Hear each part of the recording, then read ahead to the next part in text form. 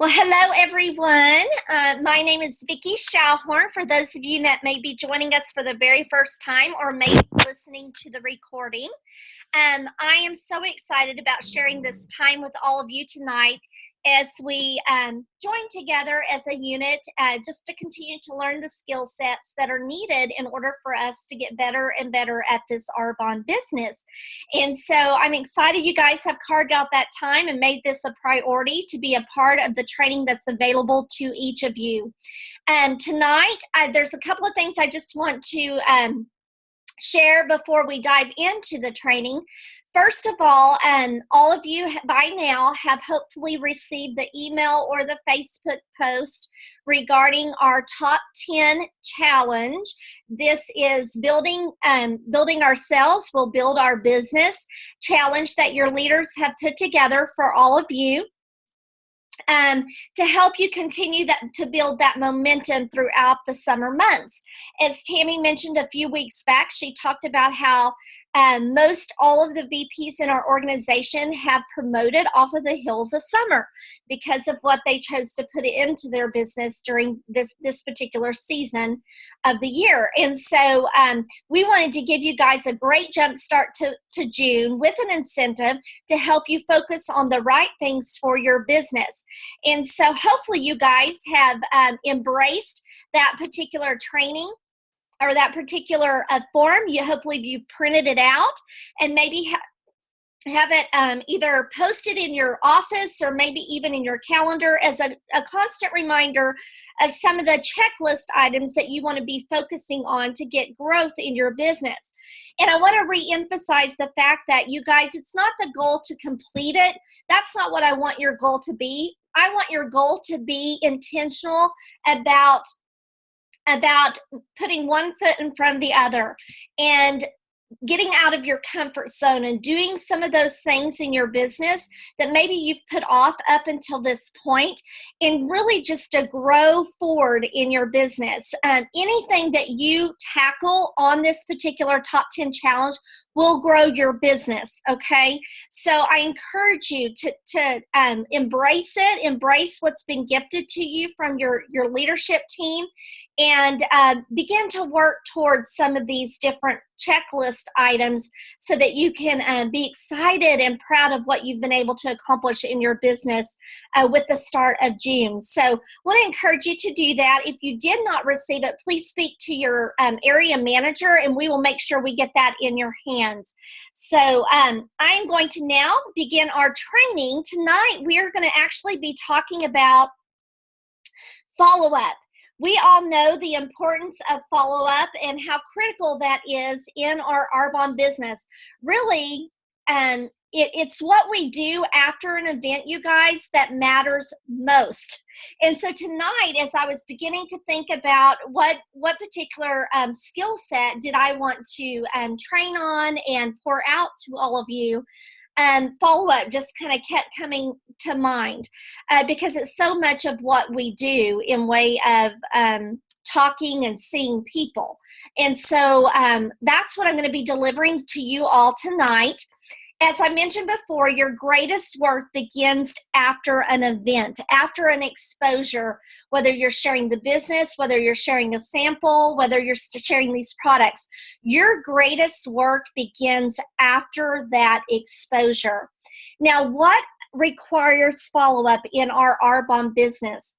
Well, there's several things that require follow-up. First of all, when you give out samples of any kind, follow-up is imperative. Booth attendees, I know Jennifer she and her husband did a booth yesterday. When you have a booth, your follow-up is definitely where the exciting things begin to happen. If you're talking to a potential business partner, maybe you've invited them on a three-way call or Discover Arbonne, or maybe even to a local event, follow-up is necessary. Your hostesses that are gracious enough to invite you into their home and introduce you to their friends, that's a great time to require a follow-up. your get-together attendees, whether they purchase anything or not, and of course your clients and preferred clients. So these are all reasons to follow up, right? And really, this is the activity that drives our business, you guys. So we're going to talk about when when we follow up and what we do to follow up. So let's start off by talking about the time frame that's necessary for an impressive follow-up. First of all, time frame is imperative, you guys. You do not want too much distance between the time of the exposure to the time that you follow up with them. And there's lots of reasons for that, and we're going to talk about that. But you really do not want more than 24 hours to 48 hours from the time that you expose them to the business, the products, the culture of Arbonne. You really don't want more than 24 to 48 hours of time to elapse between your follow-up time. And the reason for that, guys, is because, first of all, they're going to remember you within 48 hours, right? Or 24 hours. You want them to still remember who you are, right? So following up 2 weeks from now, 3 weeks from now, really is not a good idea. The other reason is they're still excited. Everything's still fresh in their mind from what you shared with them that night or that day. And so it's very important that you capitalize on their excitement, because they may be at that point contemplating hosting a get-together for you. They may even be contemplating doing this as a business, and you would never know that if you didn't follow up in a timely fashion. So very, very important. Now, with samples, that's a little bit different, okay? We're going to really dissect samples and what the time frame for that is, and what makes that a little bit different and unique. But samples, obviously, your person that you've exposed needs a little more time than 48 hours to experience the samples. And so with samples, that's the only exception to the rule, okay? The only exception to the rule.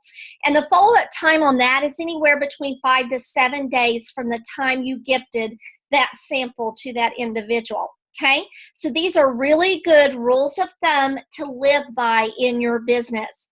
And then the other thing I want to express to you is when you tell someone you're going to follow up, and I feel like I don't even need to express this to you all because you all are obviously cream of the crop, people of excellence, but do what you say you're going to do. If you tell someone, I'm going to give you a call in a couple of days and see what you think, follow through with that. You guys, follow through with that with a follow-up. They're more likely to refer their friends to you if they know you're a person of your word, okay? So make sure that if you tell someone you're going to follow up, you make sure you follow up. Now, moving right along, the next point that I want to make when you're following up and handing things out is to make sure that you label everything that is released from your hand into the hands of someone that you want to share products, business, or host for you. Make sure that you label everything, okay? Whether it's products that people purchase from you so that they know where their reorders need to come from, whether it's catalogs you hand out, samples that you hand out, curiosity packs, which is basically prospecting packs, business packs. Your hostess packets need to be labeled. And these particular items need to be labeled not only with your name, but you want to make sure that you have an email on there as well as your website and your phone number. Now, there's no need to put your address on there with this type of business, but you do want email, website, and your phone number on there along with your name. There have been many stories told in Arbonne where an individual was given a sample in fact, one specific one was a gal was given a sample pack at a bridal fair in California, and she absolutely fell in love with the product, went to call the consultant, and there was absolutely no name, no information at all on the sample pack. So the individual went to Arbonne directly, and Arbonne directed them to a consultant, okay? And it was not the consultant that gave them that pack. So somebody else did all the work, but someone else through Arbonne's referral plan through their website was the one to reap those rewards because there was no information on that sample pack. That person went on to become an executive national vice president in Arbonne. We don't want you missing out on those kinds of things for something so simple as labeling everything that leaves your hands. Now, you want to create a system for follow-up, you guys, and really it's simple. It's as simple as a 15 minutes of focus each night when you know that you've handed out a business pack or you've talked to someone about the business or you've had an event where you met some different attendees, guests that were there. It's very important that as part of your 15 minutes of focus that you write that in your calendar, write that down on your to-do list. Don't rely on your memory. A lot of successes are lost with our memory, you guys. And I know you guys are just as busy as I am with life and family and children and parents, maybe even grandparents, and you don't want to rely on your memory for follow-up. So use your 15 minutes of focus as a time to make that list of who is it that I've handed something out to, and who is it that I need to give a call to.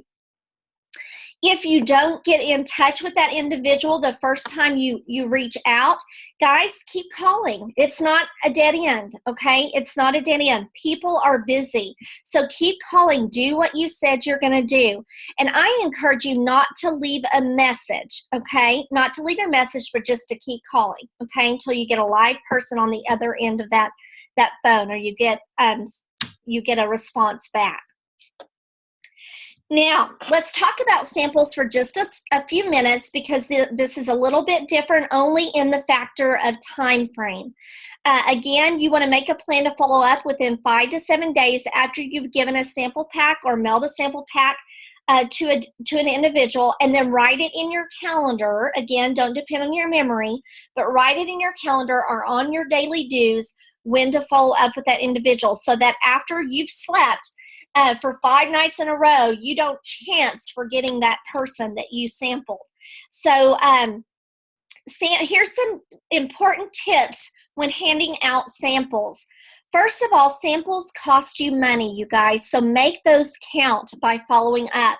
In fact, when you hand out a sample to anyone, it's so important not only that your information is on that sample, but it's also equally important that you get their contact information, okay? So in exchange for a sample, I'm going to ask for their phone number, and I'm going to tell them up front, I really want you to commit to trying this. If I were to give you this sample, would you be willing to let me give you a call to find out what you think, to get your opinion?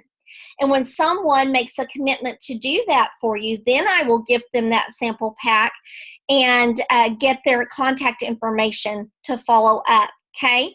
So exchange your samples for phone numbers, okay? Don't hand them out like candy because that's just like handing out money, and you don't want to do that. You want to be smart about giving those out and making sure you're going to get an opinion in response to that.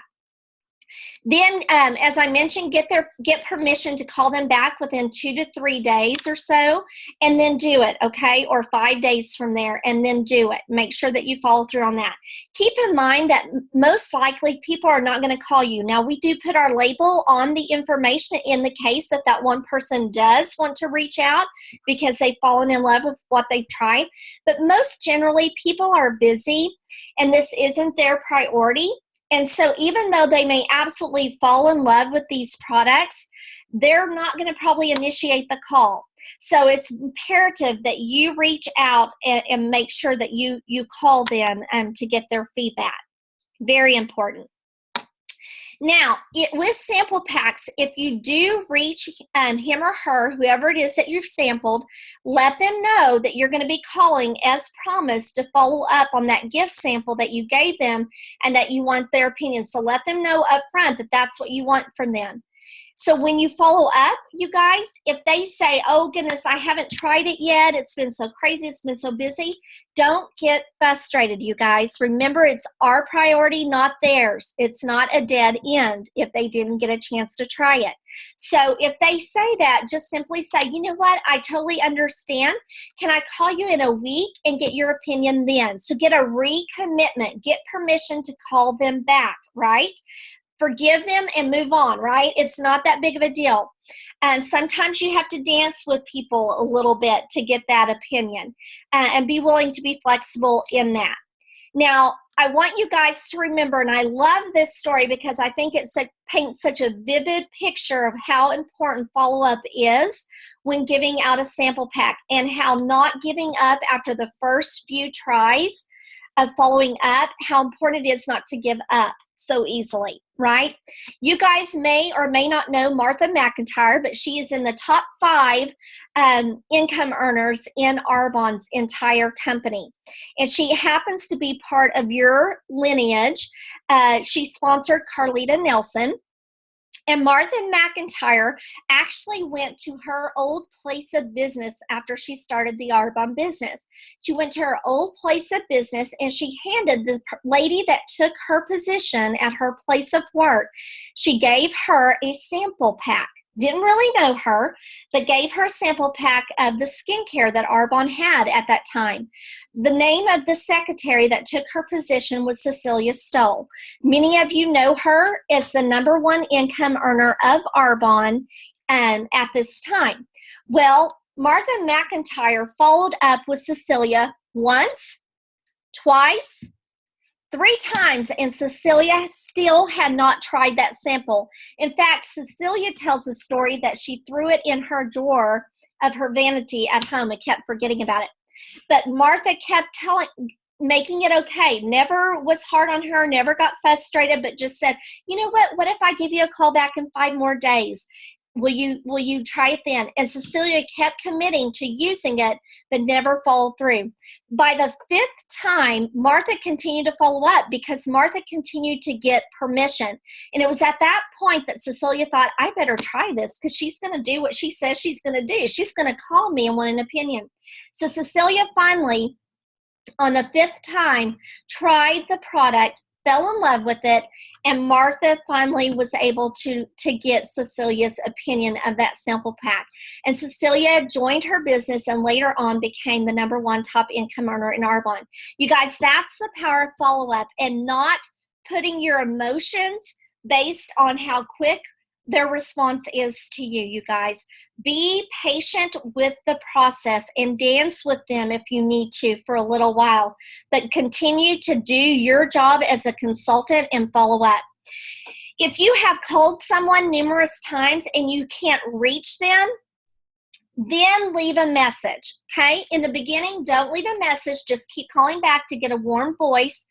But if you keep calling and you still can't reach them, it's okay to go ahead and text them at that point, or leave a message on their voicemail and just say something along the lines of, you know, hi Jane, this is Vicki Schauhorn. You may recall I gave you a free 5-day sample of a treatment set, our anti-aging treatment set, a few weeks ago.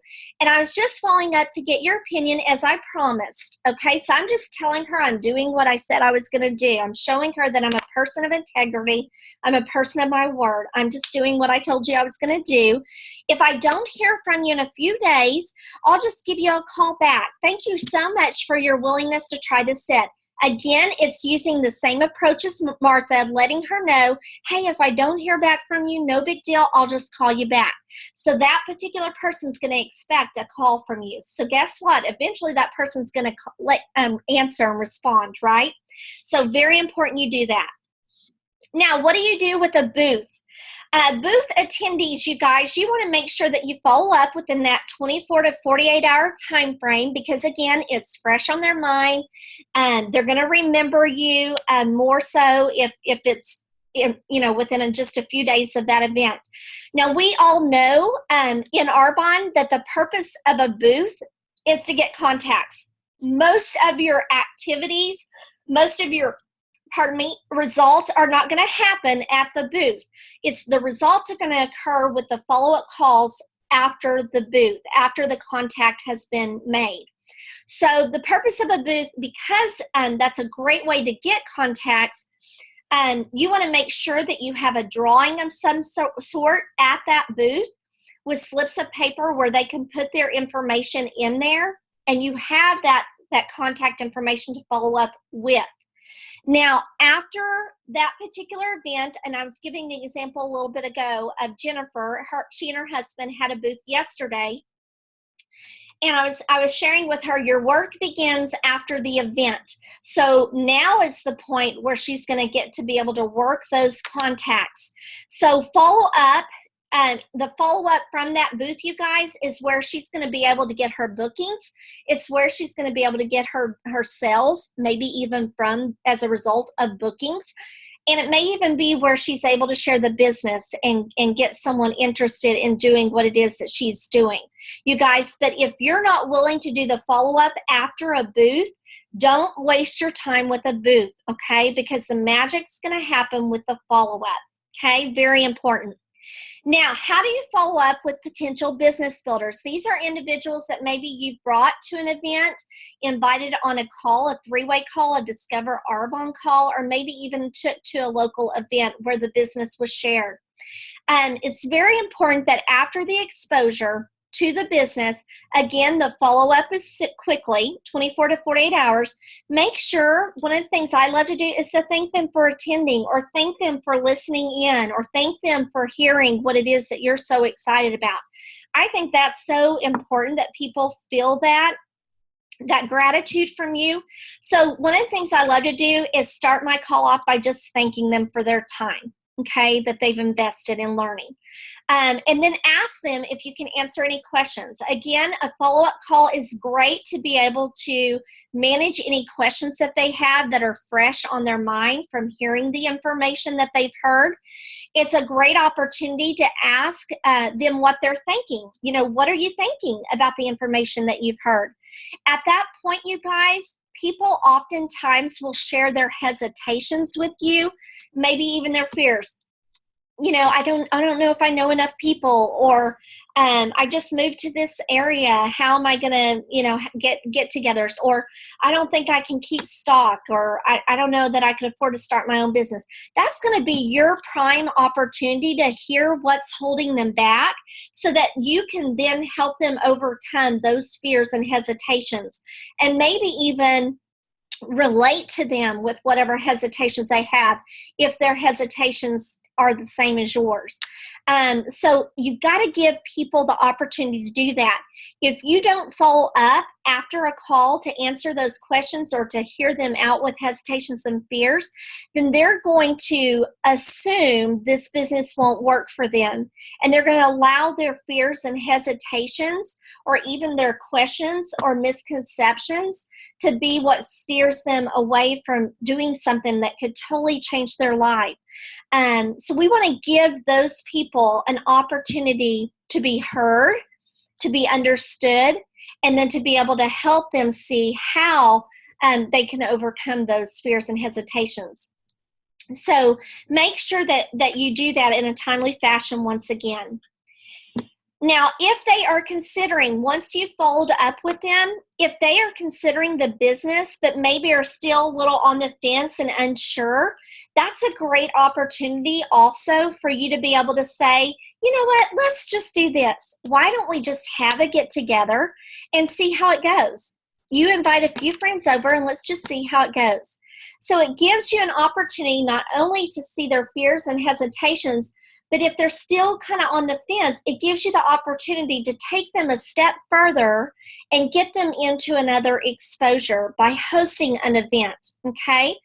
That way they can continue to kind of experiment with the idea of this business and to learn more about what it is we do. If they say, you know what, okay, I'm ready to get started, and some people will do that, then it gives you the opportunity to then do a getting started 1, 2, 3, which most of you are familiar with, but if not, there's a form on TammyClinton.com that is basically states getting started 1, 2, 3, and it shows you how to walk a person through getting started in this business. signing them up for the $79, getting their product ordered for their business, and then getting their training launches on the calendar right then. Don't wait. So it allows you opportunity to take that next step forward with that potential business builder. Most people don't get started because they weren't ever followed up with, or too much time had elapsed between their follow-ups from the time they were excited to the time they were making a decision. And they will typically choose not to do this because fear has set in way too long. Our job as consultants is to consult them, to help them in that process. Remember the importance of booking from an appointment, and that's the reason you want to also follow up, is because if they're teetering on the business, you can at least get a booking or invite them to an event, a local event, so that you're continuing that process of exposing them and keeping them engaged in what they're excited about, so their excitement never dies out before making that initial decision. If for some reason your prospect is not interested in the business after your follow-up for one reason or another, put a follow-up on your calendar about 6 months out, okay? Melanie Billingsley was one of those individuals, and I know you guys have heard this before, but she wasn't interested initially when I first shared Arbonne with her. But I didn't check her off my list as a no. I just put her in my calendar a little further out, because one thing I know, and you guys know, is life changes, you guys, drastically for people. And though that particular time might not have been right for her, because I never checked her off and I never completely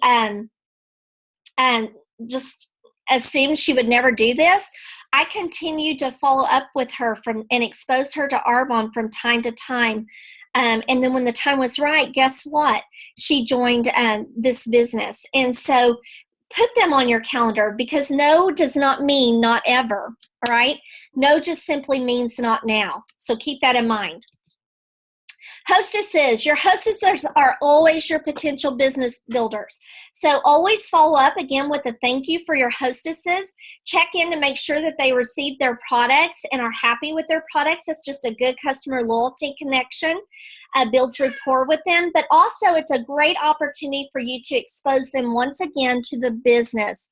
Ask them, have you ever considered doing something like this? Or would you be willing to hear a little bit more about how to make income with Arbonne? Ask them those questions, you guys. You really cannot ask a hostess those questions too many times. Oftentimes they're contemplating it in their mind. So make sure that after their event, if they didn't tell you then that they're ready to join, don't check that off. Ask them a couple of days later after you've had a chance to follow up with them and thank them for their presentation. Ask them again, bring it up again. Now, what do you do with people who attend your event but maybe don't buy anything? This is where your client profile sheets come in, you guys, and those are found on Tammy's website as well. After I gather all of my profiles from an event, one of the things I love to do is put those in a binder, and I keep them in my car. They travel with me because I have a lot of dead time, whether it's me in carpool or me waiting at the dentist appointment for my kids or whatever it may be. I have time in my day where I can work in my nooks and crannies, and you do too. So that's a great place to keep them, is in a binder all together, and you always have your contacts in one place. That way I can do follow-up calls at the spur of the moment, right? Well, what I like to do with people who have attended an event is I'll either call them or I'll text them after the event and say, thank you so much for coming to Sarah's event the other day. It was such a joy to get to share Arbonne with you. And I asked them, I don't know if you had any questions, but I wanted to follow up with you to see if there was anything that you were interested in. And I'd be happy to help show you how to get it for the best discount. Also, I don't know if you noticed, but Sarah really had an amazing event and earned some great products. I'd love to hook you up with great products too, if you'd be willing to have a get together like she did. And then also wanted to see if you were interested at all in making extra income with Arbonne, or would like to have more information about that. Again, your attendees, it's another opportunity to expose them to the trifecta, okay, especially if they left early or didn't buy a product and you didn't get to have that encounter with them at the close table. Now, clients and preferred clients, you guys, again, thanking them if they signed up as a client and ordered retail or are a preferred client for you. Always a follow-up after the event of them signing up, after you've exposed them or after they've made a purchase. Thanking them for coming to the presentation or allowing you to share Arbonne with them. Another opportunity to ask them about the business, if they have questions about business or the products they ordered. It might even be a good time to review their order. Again, it's really just an excuse to get to expose them, build rapport with them, and really just kind of get in front of them again.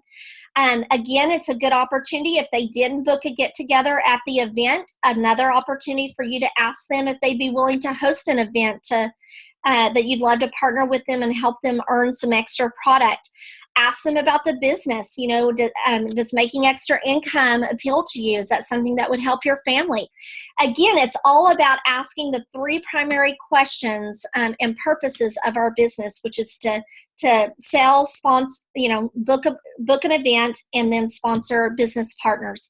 So this gives you great opportunity. Your follow-ups always give you great opportunity to put those questions, life-changing questions, in front of them. Remember, this is a belly-to-belly business, and they're only going to remember you if you keep your name in front of them, right? And I guarantee you, if they know that you've taken really good care of them and you've taken your business serious enough to do those kinds of things, you guys, and make those extra touches that most companies out there don't do, most consultants out there don't do, set yourself apart and be that person that is relatable, that is personable, that is available to them. When you keep your name in front of them, they're more likely to call you up when they have a question or need something. They're more likely to sign up in this business with you versus the other person that walks across their path, because they know you're intentional. They know that you're someone they want to follow. So it's a great idea to follow up with those individuals as well. Now, in our last slide, you guys, what are the benefits of doing this? Well, I think it's pretty obvious that you guys can kind of bring this to summation yourself.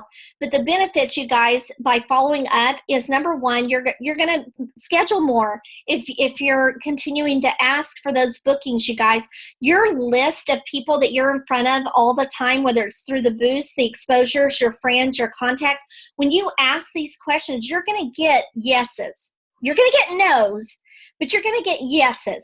You're going to schedule more if you do your follow-ups. You're going to build further rapport with these individuals, right, and establish long relationships, customer loyalty. You will leave a positive impression on them, which will make them more likely to give you referrals because they know you, like you, and trust you, and know that you're a person of your word. I'm not going to refer. In fact, I just was asked the other day if I knew anybody that cleans houses, a dear friend of mine. You know what? I'm not going to refer someone that I don't think does a good job to my friend, right? I'm going to look for someone that I know that has proven to do a good job, that's a person of their word, that shows up when they say they're going to show up, right? So they're going to give you referrals. They're more likely to give you referrals. And they will appreciate your follow-up, you guys. It will set you apart from anyone else. And you may even get orders, surprise orders, when you put your name in front of them and you make those calls. And they may say, you know what, I've been thinking about that body firming cream. I didn't add that to my order. Can you go ahead and add that to my order? You guys, you just never know. But the bottom line is there are always benefits to follow up. Always. Big or small, there are always benefits to follow up. You guys, we say all the time, fortune is in the follow-up, because it is. So I encourage you to be a person who builds your skills on follow-up, and know that that it really is the follow-up where magical things happen in your business.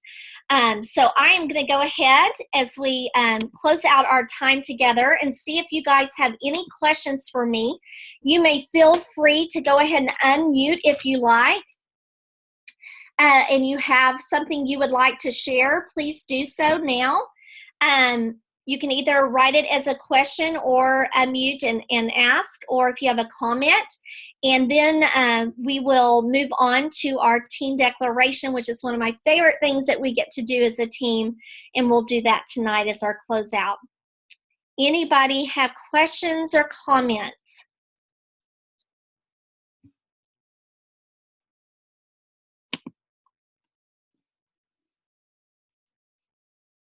Okay, guys. Then what I am going to do at this point is I will go ahead and close our time together with our team declaration. Thank you guys for hopping on here tonight and really just brushing up on skills that maybe you already have with your follow-up. Or maybe learning how to effectively follow up with some different events that maybe you haven't had the chance to do yet.